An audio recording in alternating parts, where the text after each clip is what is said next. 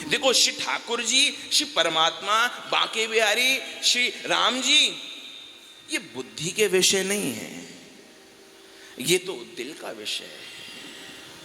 वो दिल में आता है, दिमाग में नहीं।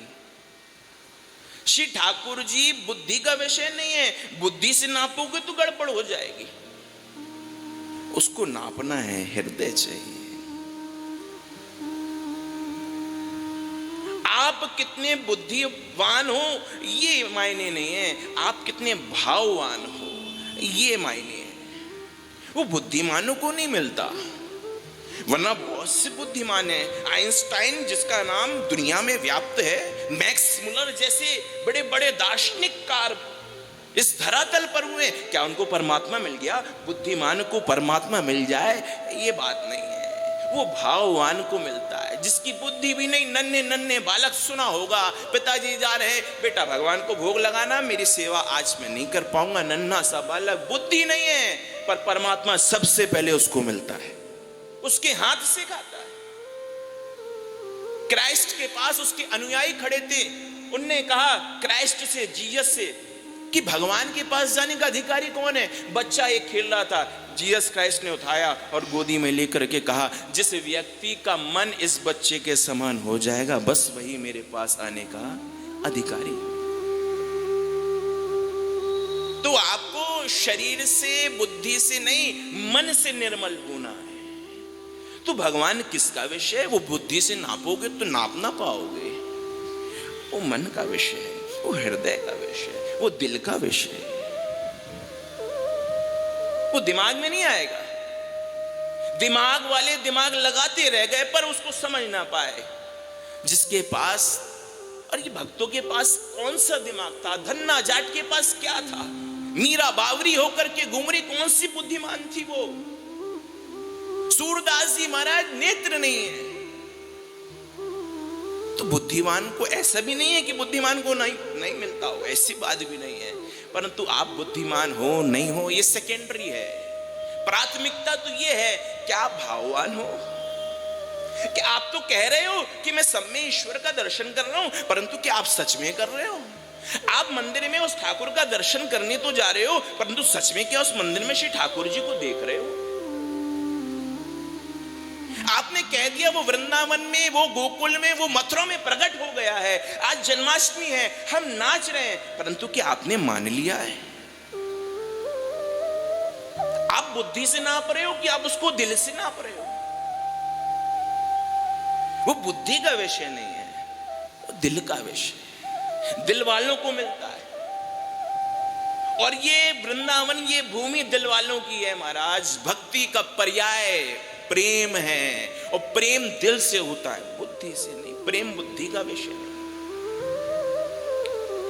ज्ञान वैराग्य से चाहिए तो चले जाइए वृंदावन से बाहर, हरिद्वार, बड़े बड़े योगी मुनींद्र वहां पर बैठ करके तप कर रहे हैं, और करोड़ों वर्षों में अगर श्री ठाकुर जी के चरण के अंगूठे के नाखून का दर्शन हो जाए, ओहो मैं कृत्य हो गया। आज मुझे बिहारी जी मिल गए, बोले नहीं नहीं, तो उनका स्वरूप मिला, बोले नहीं नहीं, तो उनके चरण मिले, बोले वो भी नहीं, तो बोले अंगूठा, बोले वो भी नहीं, तो बोले क्या मिला? बोले उनकी पदनक चंद्रिका का दर्शन हुआ। करोड़ों वर्षों की समाधि लगाने के बाद भी वो परमात्मा मिल जाएगा कोई गारंटी नहीं है।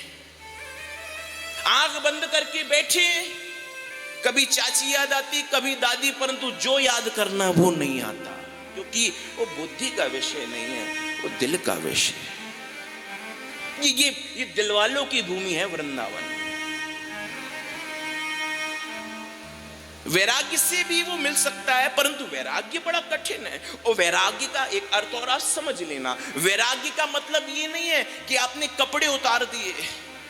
कपड़े उतारने मात्र का नाम वैराग्य नहीं, अपितु आप भगवान के लिए ऐसे अग्रसर हो जाए, ऐसे बढ़ जाए कि आपके वस्त्र अपने आप उतर जाए, पता भी ना चला। वो सुखदेव, उसको पता नहीं चला वो कब वो वस्त्र, उसने तो जीवन में धारण ही नहीं किया, उसने विचार नहीं किया कि मेरा जन्म हुआ है तो मैं जात कर्म नामकरण संस्कार और यज्ञोपवीत संस्कार और ये सब संस्कार कराऊं, नालोच्छेदन कोई संस्कार, उसका ध्यान ही नहीं गया। बोले संसारियों का विषय है, मैं तो दिल वाला हूं। वो भी बुद्धिमान बन करके गया था, गुफा के अंदर बैठ करके ध्यान कर रहा था, परंतु बात नहीं बनी। नन्हे से बालक आकर के भागवत के 2 श्लोक गुनगुना करके उसको बहला करके ले गए। इतना बुद्धिमान, परंतु कन्हैया के बारे में जैसे ही सुना भूल गया सब भान। तो बुद्धि का विषय नहीं। वृंदावन में आप देखिए, सब भाव में स्थिति में श्री कन्हैया का दर्शन करते। तुम्हारे अंदर श्री ठाकुर जी के प्रति प्रेम है तो वृंदावन के प्रत्येक तरुवर के नीचे वो कन्हैया तुम्हें बांसुरी बजाता हुआ मिल जाए। अगर तुम आध्यात्मिकता के भाव से आए हो तो वृंदावन में भी आकर के तुम भटक जाओगे। तुमने प्रवेश करोगे, तुम्हारी नाक बंद हो जाएगी। ये बड़ी बदबूदार, यहाँ बड़ी बदबू आ रही है, यहाँ पर खारा पानी है, यहाँ पर बड़ी गर्मी लगती है, यहाँ पर एसी की व्यवस्था नहीं, लाइट नहीं। ये जिसके साथ हो रहा है वो समझ जाओ केवल अपने मन को बहलाने के लिए यहाँ पर आया। परंतु वृंदावन की भूमि में रखते ही शरण जिसके नेत्रों से अश्रुपात हो जाए, समझ जाओ वो सच में कन्हैया को पाने उसका कोई दीवाना है। वो बुद्धि का विषय हो सकता है। एक दूध वाला धनवान लेकिन मैले कपड़े पहना। किसी ने कहा यार तू इतना पैसे वाला है, कपड़े तो अच्छे। बोले देखो हमारे यहाँ तो ये नियम है कि हमारे तो दादा सिलवाते हैं, वो हम पहनते हैं। तो बोले भी अच्छी बात है, ये परंपरा का निर्वाह तू कर रहा है, बहुत अच्छी बात। परंतु तू सिलवाएगा तभी तो तेरा पोता पहनेगा, वरना वो भी नंगा भागेगा। तू अपने पोते के लिए तो सिलवा ले। उसने कहा ठीक है, परंतु आज तक तो मैंने कपड़े बनवाए नहीं, क्या करना है? बोले एक काम कर, दुकान में जाकर के 5 मीटर कपड़ा ले लेना। दुकान में गया, जाकर के बोला 5 मीटर कपड़ा चाहिए। लंबा सा फुटा निकाला दुकानदार ने, 5 बार घुमाया, नाप करके थैले में रख दिया 1000 रुपए। बोले ये लंबा लंबा क्या निकाला तूने? वो लंबा सा डंडा। बोले ये फुटा है, इससे नाप तू। बोले मैं इस नाप को नहीं मानता, इस डंडे से तो मैं गायों को हाँकता हूं। तो बोले तू किससे नापेगा? बोले मैं तो लोटे से नापूंगा। बोले लोटे से कपड़ा नापेगा? बोले 5 ही मीटर तो मैंने करोड़ों लीटर माप दिया। अब बताइए क्या लोटे से कपड़ा नप सकता है? बोले मैं तो करोड़ों लीटर मैंने दूध नापा है, इसी लोटे से तेरा 5 मीटर ही कपड़ा नहीं नपेगा। किसी समझदार ने समझाया बेटा सबके स्केल अलग होते हैं। दूध को नापना है तो लोटा, और अगर कपड़े को नापना है तो फुटा। फुटे से दूध नहीं नापा जा सकता और लोटे से कपड़ा नहीं नापा जा सकता। इसी प्रकार परमात्मा ने हमें 2 यंत्र दिए हैं, बुद्धि और दिल। जब दुनिया को नापना है तो प्यारे बुद्धि लगाओ, परंतु जब ठाकुर जी को नापना है तो अपना दिल लगाओ। वो दिल का विषय है। ध्रुव ने कौन से विद्यालय का मुख देखा था? भगवान जब प्रकट हुए तो ध्रुव ने विचार किया कि मैं कुछ स्तुति तो गाता, परंतु मैंने अभी तक स्कूल का मुख नहीं देखा। हाँ कुछ स्कूल वगैरह गया होता तो मैं कुछ स्तुति, क्योंकि मैंने नारद जी से सब पूछा वो मिलेगा कैसे, परंतु ये पूछना तो भूल गया जब वो मिलेगा तो कहूंगा क्या। कहना भी तो है, कहना भी बड़ी बात है। प्रेमी अगर तुम्हारे सामने जिससे तुम प्रेम करते हो कितनी भी तैयारी करके जाओगे, उसको देख करके सब भूल जाओगे। ये प्रेम में ऐसा होता है, क्योंकि जिसके बारे में हम सोच रहे हैं, जिसको याद कर रहे हैं, अचानक वो हमारे सामने आ जाए। विचार करो अगर तुम अपने सदगुरुदेव भगवान का ध्यान सपना देख रहे हो और कभी तुम्हारे घर में वो आए ना और अचानक तुम सो करके उठो और तुम्हारे सामने खड़े हो तो शरीर में कंपन हो जाएगा। मैं अभी तैयार नहीं था स्थिति के लिए। परमात्मा प्रेम का विषय है। बड़े बड़े ज्ञानी आए यहां पर। उद्धव भगवान ने कहा उद्धव जाओ जाकर के गोपियों को समझाओ, मत संदेशेर विमोचे, मेरा संदेशा देना। अब उद्धव विचार करता है ये कन्हैया मुझे उन गंवार गोपियों को समझाने भेज रहे हैं। जब मैं व्याकरण सम्मिश्रित उस वाणी का प्रयोग करूंगा, जब भागवत के सूत्रों को घटाऊंगा, जब व्याकरण के सूत्रों को सुनाऊंगा, तो मेरी उस व्याकरण मिश्रित, साहित्यिक मिश्रित, न्याय मिश्रित मेरी इस वाणी को वहां पर समझेगा कौन? मेरे गवार हैं। परंतु जब वृंदावन में श्री उद्धव जी महाराज आए तो गोपियों ने प्रेम के वो डंडे बजाए कि आज भी ज्ञान गुदड़ी प्रसिद्ध है वृंदावन में। तो यहां पर बुद्धि का काम नहीं है। तुम्हारे अंदर प्रेम है तो तुमको मिल जाएगा, तुम्हारे अंदर प्रेम नहीं है, तुम कितने धनवान हो, तुम कितने भाग्यवान हो, तुम कितने परिवार वाले हो, ये मायने नहीं रखता, क्योंकि भगवान भावग्राही जनार्दना। श्री ठाकुर जी स्वयं कहते हैं प्रेम का भूखा हूं मैं और प्रेम ही एक सार है, और प्रेम से मुझको भजो तो भव से बेड़ा पार है। भावग्राही जनार्दना, वो किसको लेता है? वो विदुरानी क्या क्या धन लेने गया था? अगर ऐसी बात थी तो दुर्योधन के पास पहले जाता, पहले ले लेता। सब कुछ लगा है, केशव क्या खाओगे? बोले मैं तेरे यहां नहीं खाऊंगा। क्यों? बोले प्रेम वहीं, भोजन वहीं किया जाता है जहां पर खिलाने वाले के अंदर प्रेम हो, परंतु ना तेरे अंदर प्रेम है और ना ही मेरे अंदर भूख है। और वैसे भी तुझे पता होना चाहिए मेरा भोजन विदुर जी क्या है, विदुर जी क्या सामग्री नहीं है। 56 भोगों को ठुकरा दिया ठाकुर ने और पहुंच गए कहां? विदुरानी के घर। और दुर्योधन ने कहा ये कन्हैया मेरे घर के भोजन को ठुकरा करके जा रहा है। सैनिकों जाओ जाकर उस विदुर के घर को घेर लो, उस खाने, उसके यहाँ खाने को है क्या? सावधान, कोई भी खाने की सामग्री अंदर ना जा पाए। सैनिकों ने जाकर के विदुरानी के घर को घेर लिया। भगवान पहुंचे, दरवाजा खटखटा रहे, चाची दरवाजा खोलो। परंतु प्रेम दीवानी बेगानी वो विदुरानी शरीर की सुध को भूल गई। प्रेम में शरीर की सुध नहीं रहती है। गोपियां जब भगवान के लिए भागी, भगवान ने जब वंशी बजाई, लिम्पंतिहा परमजोंतिया अंजंतिहा काश्चलोचने व्यत्यस्त्र वस्त्राभरणाः काश्चित कृष्णांतिकम ययुः। कन्हैया ने बांसुरी बजाई तो एक आंख में काजल लगाई, दूसरी में वैसे ही भागी। नीचे के वस्त्र ऊपर, ऊपर के वस्त्र नीचे, सब भूत बन करके भाग रही हैं। शारीरिक प्रेम होता तो तन को देखा जाता, ये तो आत्मा का मिलन है। ये विषय कल का है।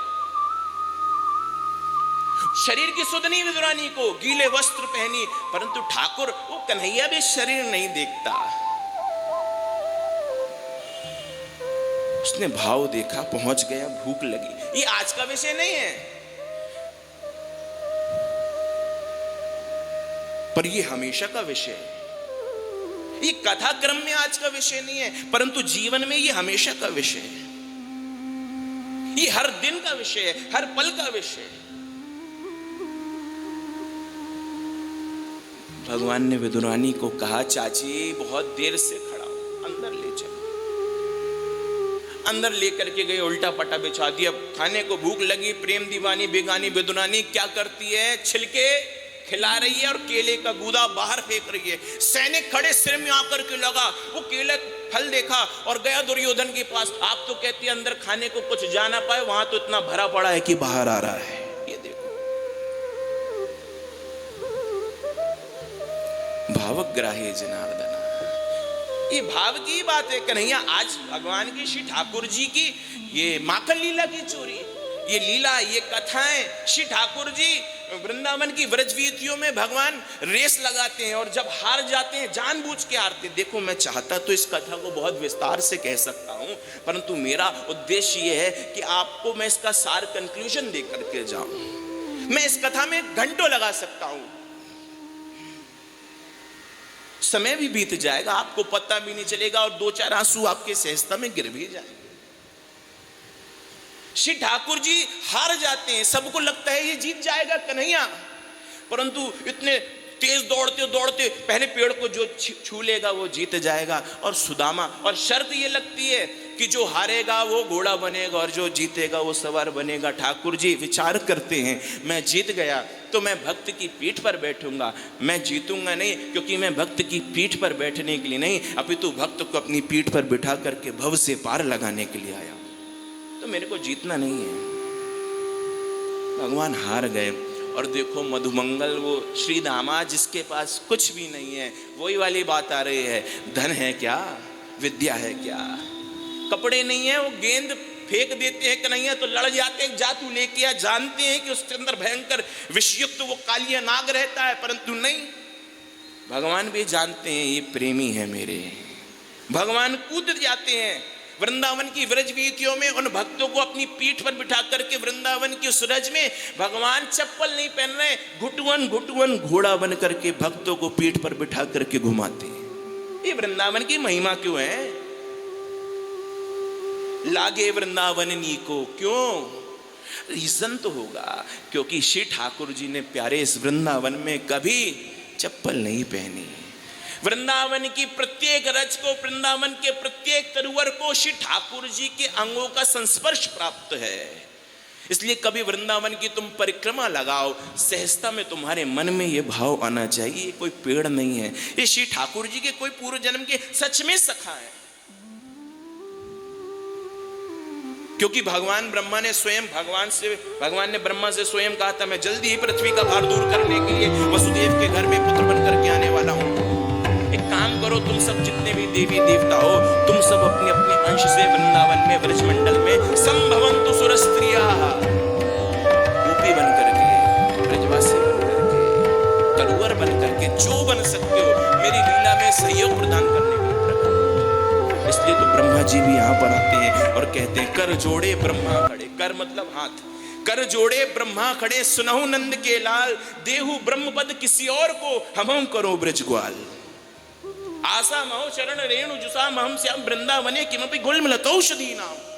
बोले हमें कुछ नहीं बनाना। बोले क्या बनाना? बोले वृंदावन का कोई बड़ा सा पेड़ मत बनाना, छोटा सा पेड़ बना देना।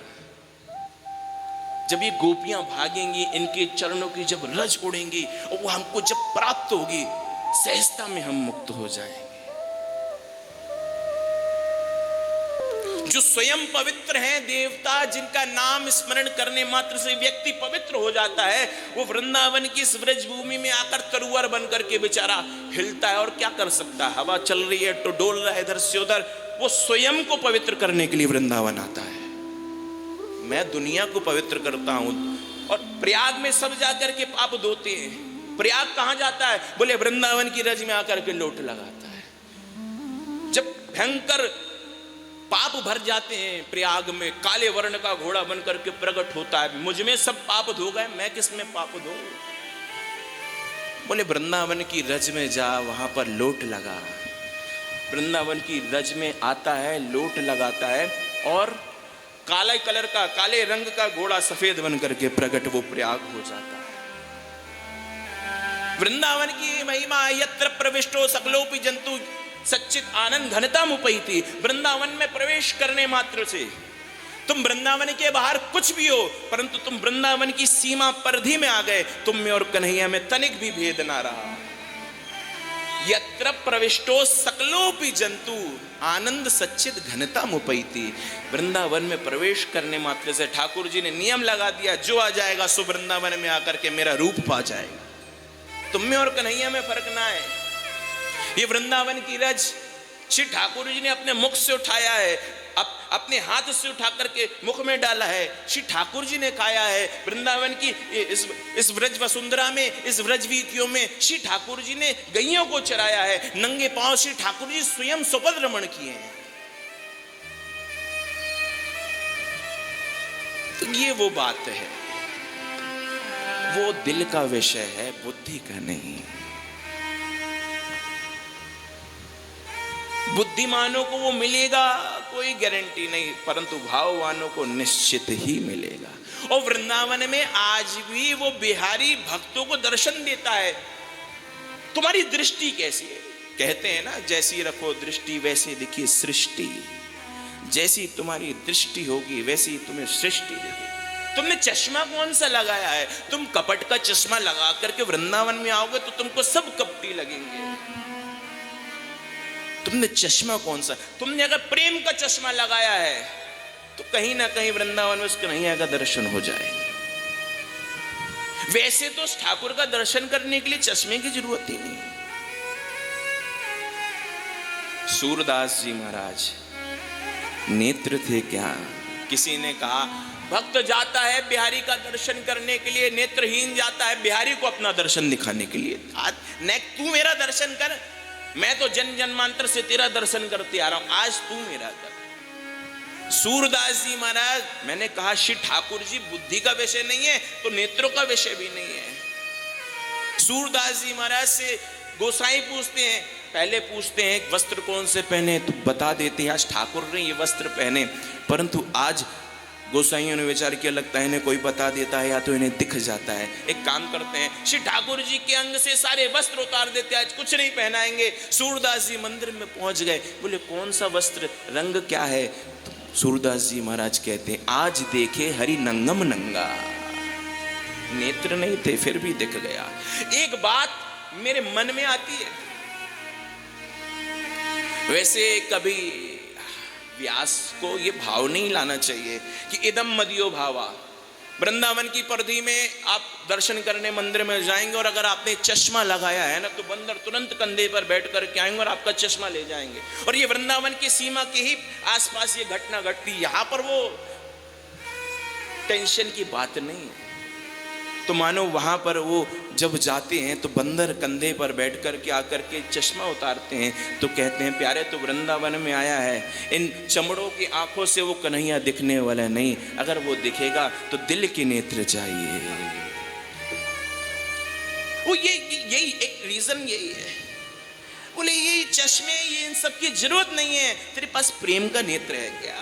तेरे पास दिल है क्या? तेरे पास वो व्यवस्था बन रही है क्या जिससे तुझे वो ठाकुर दिख जाएगा? अगर तुम्हारे पास वो नेत्र है तो तुम्हें बिहारी के पास जाने की जरूरत नहीं, वो यहीं पर आ जाएगा। तुम्हारे पास वो क्वालिटी है क्या?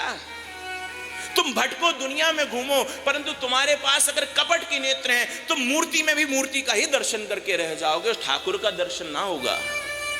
अगर ऐसी बात होती, वो अगर आंखों से दिख जाता, तो तुम्हारे घर में रहने वाला ठाकुर क्या वो भगवान नहीं है? जो ब्राह्मणों को बुला करके, जिसमें तुमने उसको बुलाया है, जिसका आह्वान करके तुम रोज उसको पूज रहे हो, क्या वो भगवान नहीं है?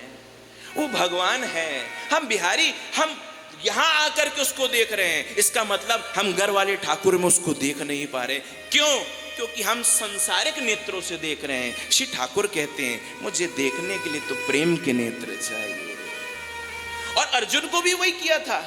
ये कुछ ऑपरेशन भगवान ऐसा करते हैं, ददामी दिव्य चक्षुम। अर्जुन जो साथ में रह रहा है, जिसके भगवान सचिव भी हैं, मित्र भी हैं, भाई सखा सब हैं, सारे संबंध हैं, फिर भी वो पहचान नहीं पा रहा। भगवान ने विराट रूप बनाया, बोले नहीं दिख रहा, बोले तुझे दिव्य चक्षु देता हूं। वो कौन से दिव्य चक्षु थे? ये तो सब कह देते हैं वो दिव्य चक्षु थे, परंतु वे दिव्य चक्षु कौन से थे? वो प्रेम के नेत्र थे। बुद्धि का नेत्र लेकर के उद्धव भी आया था। देखो तुमको डॉक्टर अगर बनना है तो कोई होगा विद्यालय उसका, वहां जाकर के तुम पढ़ सकते हो, तुम ग्रेजुएशन कर सकते हो, तुम ऑक्सफोर्ड जा सकते हो, तुम कैम्ब्रिज जा सकते हो, you are free to go. तुमको जहां जाना है तुम फ्री हो। परंतु अगर तुम्हें उस कन्हैया से प्रेम सीखना है तो वृंदावन श्री ठाकुर जी से प्रेम करने की पवित्र पाठशाला है। बड़े बड़े रसिकों ने वृंदावन की इस भूमि पे आकर के श्री ठाकुर जी से, श्री ठाकुर जी को मांगा। बोले तुम वृंदावन में आए हो, क्या चाहिए? बोले आप मिल जाओ। दुनिया तो मिली मिलाई है, जगन्नाथ जिसका हो जाता है जगत उसका बन जाता है। श्री ठाकुर तुम देखो, संत बड़ी सुंदर बात कहते हैं, संबंध अगर श्री ठाकुर जी से बन जावे, श्री ठाकुर जी से अगर तुम्हारा संबंध बन जाए, जैसे कोई कन्या विवाह नहीं हुआ परंतु किसी पर पुरुष के साथ रहती है, 20 साल से रह रही है, और उस पर पुरुष का अगर किसी कन्या दूसरी कन्या से विवाह हुआ और एक दिन में अगर वो मर गया, तो संपत्ति की अधिकारिणी कौन होगी? 20 साल रहने वाली कि कानूनी रूप से जिसकी शादी हुई वो।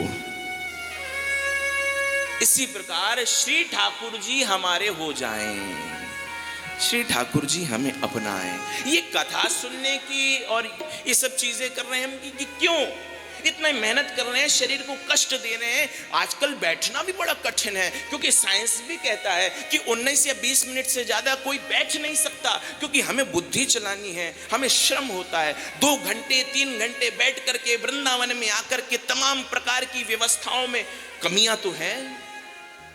मानव वो है जो कमी निकालता है, कमियां हैं। क्यों? शरीर को कष्ट दे रहे हैं। क्यों? बोले जिसके बारे में सुना है। किसके बारे में सुना? बोले जिसके बारे में रुक्मणी ने सुना है, और ये भी हमने उसी से सुना है कि केवल उसने सुनकर के उसको पा लिया है, तो चलो आज उसके बारे में, उस जगह चल करके उसी के बारे में सुनते हैं। श्रुत्वा गुणान भुवन सुंदर शृण्वतांते निर्विश्य कर्ण विपरीर हरतोंग तापम। भक्त कहते हैं, संत कहते हैं, रुक्मिणी मैया का ये पत्र 7 श्लोकों का हर भक्त को भगवान के सामने निवेदित करना चाहिए। ये भी एक पूजन है। ये कथा में जो स्तुतियां आ रही हैं, ये केवल सुनने का विषय नहीं है, श्री ठाकुर जी को निवेदित भी करना है। तो हम इतना शरीर को कष्ट दे रहे हैं क्यों? बोले इसलिए हम वृंदावन में आए हैं, तो जिसके बारे में सुना है उससे प्रेम हो जाए। 7 दिनों में कथा सुनने के बाद भी अब अगर तुम्हारा श्री ठाकुर जी से प्रेम नहीं हुआ तो श्रम एव ही केवलम। कौन मानेगा तुम कथा से आए हो? अरे तुम इत्र के बाजार से निकले और तुम्हारे कपड़ों से महक ना आई तो कौन मानेगा तुम मित्र के बाजार से आए? एसेंस के मार्केट से आ रहे हो, झूठ बोलते हो, तुम उस गली से निकल जाओगे, तुम महक जाओगे, और जिस दिन कन्हैया मिल जाएगा तुम्हारी रूह महक जाएगी, तुम्हारी आत्मा भूल जाएगी। फिर शरीर के सारे बंधन छोड़ने नहीं पड़ेंगे, अपने आप छूट जाएगा। नाता एक राम जी से दूसरा नाता छोड़। ये तो बोल रहे हैं करना है, पर जिस दिन उससे प्रेम हो जाएगा ये करना नहीं पड़ेगा। वो तुम्हारे लिए एफर्ट नहीं होगा। अभी धर्म करना हमारे लिए एफर्ट है। अभी 6:30 बज रहे हैं तो कथा में जाना हमको पीड़ा हो रही है, वो एफर्ट है। परंतु जिस दिन वो ठाकुर तुम्हारा हो जाएगा तो नन्हा सा बालक भी अगर आकर के कुछ सुनाएगा और अगर तुम्हारा श्री ठाकुर जी से प्रेम होगा तो तुम्हारे लिए वो धर्म सहज हो जाएगा, कोई एफर्ट नहीं है। अभी हमारे लिए धर्म करना एफर्ट है, श्रम है। 4 बजे उठना भी श्रम है। बिहारी जी के मंदिर में दर्शन करने जाना भी एफर्ट है। धर्म कब होता है, श्री ठाकुर जी से प्रेम कब होता है? जब हमारा अभी तो एफर्ट लग रहा है, वो धर्म सहज हो जाए, एफर्टलेस हो जाए, पता भी ना चला। रात में सोते सोते बाजू वाले ने बताया तू सो रहा था और तेरे मुंह से उस कन्हैया का नाम निकल रहा था, ये एफर्टलेस हो जाए, समझ जाओ तुम कन्हैया के भक्त नहीं हो, फिर तुम कन्हैया के प्रेमी हो। तुम सो रहे हो, तुम्हारे मुंह से उस ठाकुर का नाम निकल जाए, तुम जाग रहे हो, तुम्हारे मुंह से उस ठाकुर का नाम निकल जाए, तुम्हारे नेत्रों के सामने अगर कोई बालक नाच रहा है तो तुम्हें उसमें कन्हैया का दर्शन हो जाए, बाल गोपाल का। कोई शरारत कर रहा है तो श्री ठाकुर जी का दर्शन हो जाए। कोई बड़ा बालक अगर कुछ, और भगवान को मैंने कहा ना, जिस क्रियाकलाप से आपका कदम श्री ठाकुर जी की ओर बढ़ता है, जिस क्रियाकलाप से आप को भगवान का स्मरण होता है, वो फिर साधन नहीं होता, वो स्वयं साध्य हो जाता है, वो स्वयं प्राप्त भी हो जाता है। साधन और साध्य में फर्क यही है, साधन एक रीजन होता है और साध्य उससे जो हमको प्राप्त हो रहा है। तुम अगर माला उठा रहे हो तो माला उठाते ही तुम्हें कन्हैया का स्मरण हो गया, तो माला उठाना वो माध्यम नहीं है, वो स्वयं एक बहुत बड़ी तुम्हारे लिए उपलब्धि है। तुम अगर तीर्थ जा रहे हो और तीर्थ में जाकर के तुम्हारी आंखों के सामने कन्हैया नाचने लगा तो वो तीर्थ में आना तुम्हारे लिए कोई साधन नहीं, वो स्वयं साध्य हो गया। अरे ये मिल गया, अब कन्हैया तो मिल ही जाएगा। जय जय। अभी एफर्ट है, बहुत एफर्ट लगता है। सुबह सो के उठ रहे हैं तो अलार्म हमको उठाता है, हम बार बार उसको दबाते हैं, इसलिए तो मोबाइल में भी स्नूज आ रहे हैं, 15-15 मिनट बाद जगाता है, भाई उठ। जिस दिन तुम, अभी तो उठने में 4 से 5 हो जाता है, परंतु 4 की जगह जिस दिन तुम सहज में 3:30 बजे उठ जाओगे, वो धर्म तुम्हारे लिए फिर एफर्ट नहीं होगा, वो तुम्हारा स्वभाव बन जाएगा। भजन की उपलब्धि कब है? ये कथा की उपलब्धि कब है? श्री ठाकुर जी के दर्शन करने की उपलब्धि कब है? जब ये भजन हमारा स्वभाव बन जाए। किसी से तुम बात कर रहे हो तो उस बात में तुम्हारे मुख से श्री ठाकुर जी का नाम निकल जाए, राधे कहाँ जा रहे हो, समझ जाओ तुम भगवान के भक्त नहीं, तुम भगवान के प्रेमी हो। भजन लेस होना चाहिए, भजन में। बोलिए सद्गुरुदेव भगवान तो मन छाणी गति दूसर नाही, राम बसव